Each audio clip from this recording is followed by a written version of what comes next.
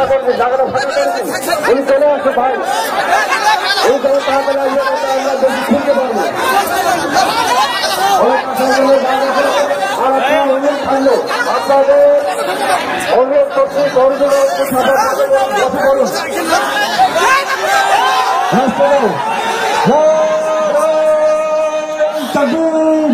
প্রধান বক্তার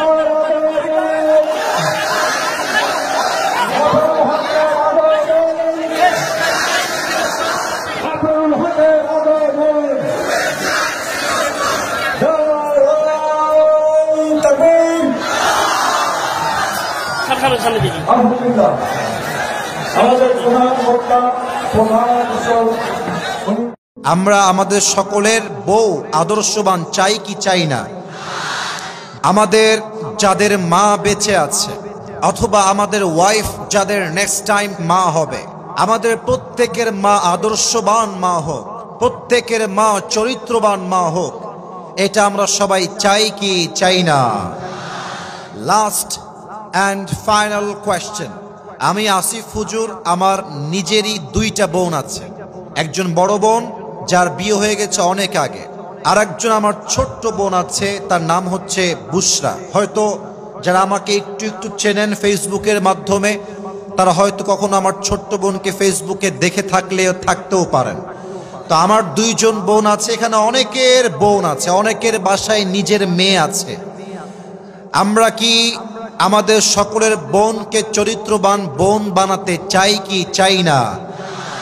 আমরা আমাদের সকলের বাসার মেয়েকে আদর্শবান বানাতে চাই কি চাই না? আচ্ছা বলেন তো, বিয়ের পরে ঝগড়া নাই, তাই না? আরে নাই নাই নাই নাই, বিয়ে করলে বুঝবা কত ধানে কত চাল। হ্যাঁ, বিয়ের আগের দিন মনে হবে মাশাআল্লাহ, এ তো রাজকুমারী নিয়ে আসলাম, রাজরানী নিয়ে আসলাম। বিয়ের এক মাস পরে দেখবা যে রাজরানী না, কাল নাগিনী বাসায় বিয়ে করে নিয়ে আসছো, ঠিক কিনা?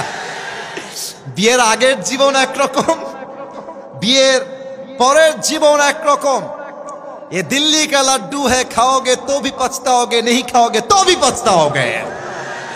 তো এবার দেখেন, হাদিস শোনেন।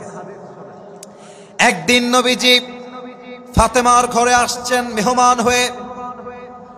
এসেই দেখছে ফাতেমা রাদিয়াল্লাহু তাআলা আনহা চুপচাপ শুয়ে আছেন, তার স্বামী আলী ঘরে নেই।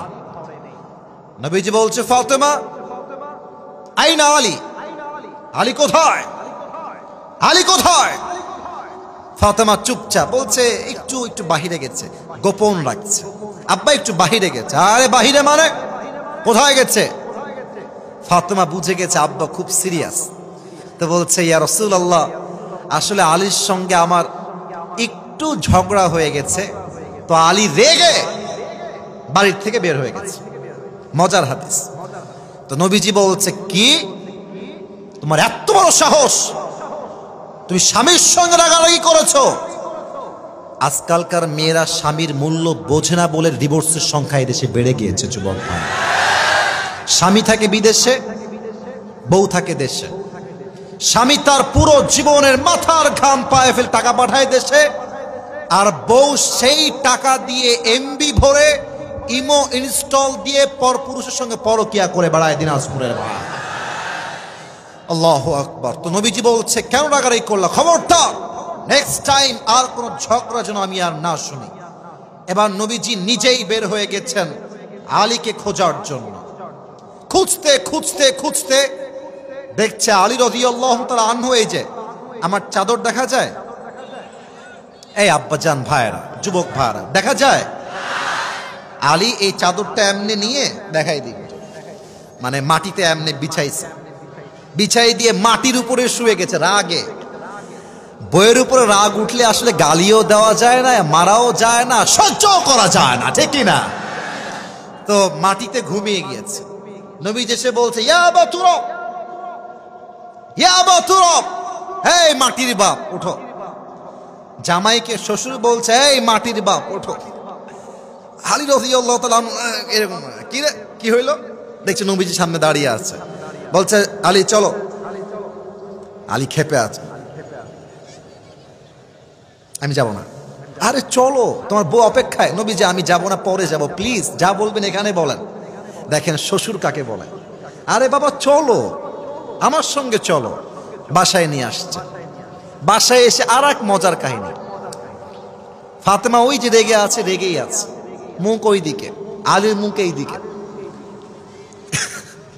কেউ কারো দিকে রেগে তাকায় না। তবে রেগে যাওয়াটা খারাপ কিছু নয়। আরে রাগারাগি তো ভালোবাসা, একটা বড় নমুনা যুবক। বা রাগ ছাড়া তো ভালোবাসা ভালোবাসাই হবে না। তো নবীজি বলছে আলী বইয়ের দিকে তাকাও, এই ফাতেমা এই এদিকে তাকাও। তো দুইজন সামনাসামনি তাকাইছে। নবীজির বুদ্ধি দেখেন। নবীজি বলছে আলী বলো ফাতেমা আই লাভ ইউ, আমি তোমারে ভালোবাসি। এখন শিক্ষা কি? স্বামী স্ত্রীর ঝগড়ার মধ্যে ভুল জারি হোক, সরি কিন্তু স্বামীকেই বলতে হবে। স্বামী এমন একটা প্রোডাক্ট, এমন একটা প্রোডাক্ট, হে বেটা ভুল করলেও সরি, না করলেও সরি। যুবক ভাড়া মাঝে মাঝে সরি আমরা বলি, কিন্তু আমরা জানি না যে সরিটা কেন বললাম, কেন বললাম সরি। আমার কোনো দোষ নাই, তো বলতে হবে। তো আলী কোনো মতো, নবী বলেছে, নবীর কথা ফেলানো যায় না। ফাতেমা আই লাভ ইউ, আমি তোমাকে ভালোবাসি, এমনি মানে রেগে একটু। এবার ফাতেমা বলছে আই লাভ ইউ টু, আমিও তোমাকে ভালোবাসি। এবার দেখেন, এটা আমি আমাদের মতো করে বুঝালাম হাদিসের ভাষ্যমতটা। নবীজি বলছে আলী দাও তোমার ডান হাত দাও। ডান হাত নিয়ে নবীজির বুকে রেখেছে। আচ্ছা যতটুকু দেখা যায়, দেখা যায় বুকে রেখেছে নবীজি আলীর হাত। ফাতেমা দাও তোমার হাত দাও। ফাতেমার হাত নিয়ে নবীজি এখানে রেখেছে আলীর হাতের উপরে। এবার নবীজি দুই হাতের উপরে নিজের হাত রেখেছে। সুবহানাল্লাহ পড়বেন না? কি সুন্দর দৃশ্য, একবার ভাবেন না। আলীর হাত নবীর বুকে, আলীর উপরে ফাতেমার হাত, তার উপরে নবীজির হাত। নবীজি বলছে তোমরা নিয়ত করো, ঝগড়া যতই হোক তোমরা কখনো একে অপরকে ছেড়ে যাবা না। ঠিক কিনা বলে?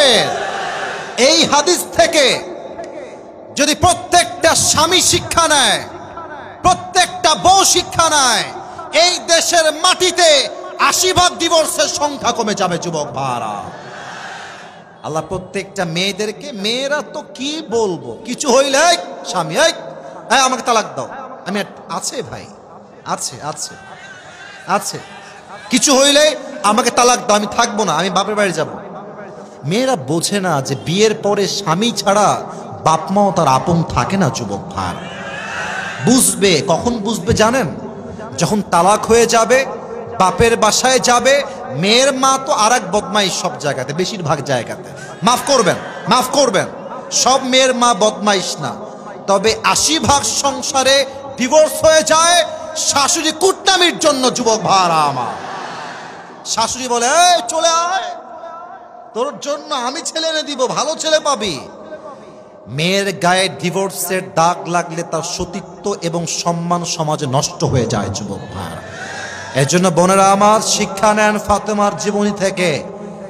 হাজার ঝগড়া হবে, হাজার মারামারি হবে, স্বামী হাজার গালি দিবে, তবুও স্বামী আপনার আপন, দুনিয়ার কেউ আপনার আপন নয়। যুবক ভাইরা ঠিক কিনা বলেন? আল্লাহ মেয়েদেরকে, যুবকদেরকে, মুরব্বীদেরকে বোঝার তৌফিক দান করুক। পড়েন সবাই আমিন।